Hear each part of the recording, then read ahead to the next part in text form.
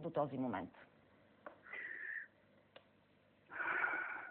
Да ви кажа, първо толкова човешки ни е притеснението на всички, на целия управителен съвет, на целия екип на Инвестбанк.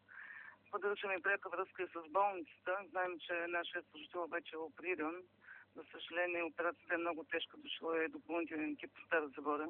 Искам да използвам случая да благодаря и на гражданите на Сливен. Имало е опашка от хора, които са искали да дадат кръв ако се налага. На този етап няма как да имаме повече информация какво точно вътре се случва в клона. А колко сигурна е вашата банка? Тоест, това е много важен въпрос да уточните. Защитени ли са тези пари, които се намират там?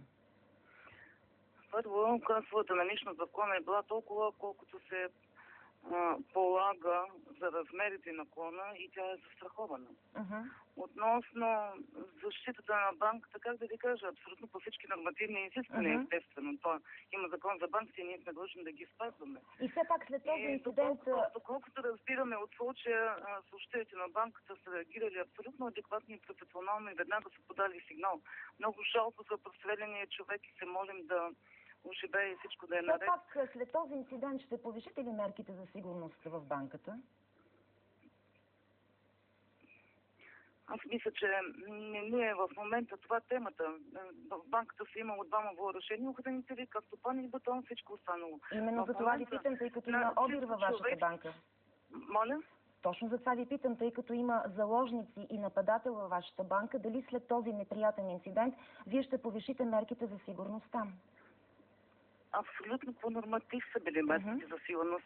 Надяваме се и много разчитаме на органите на МВР да успеят да се справят с тази, как да кажа, ситуация, в която всички са адски притеснени, защото става въпрос за Разбирам колко сте притеснени. Един последен въпрос. В утрешния ден искам да използвам случая да кажа и още нещо, че сме организирали в утрешния ден за служителите на банката да нямат никакви притеснения. В утрешния ден ще бъдат обслужвани в двата изнесени офиса на банката до съдебна палата и в квартал Дружба. Цялата база данни е прихвърлена. И се надяваме горещо и ние не спим и следим всяка новинка. Добре. Много се радваме, че вече един служител е изведен. Добре, аз ви благодаря за това включване. По света и у нас продължава да следи инцидента с заложническата криза в Сливен. След тежки инцидент в Сливен следват и новините от дългия ден.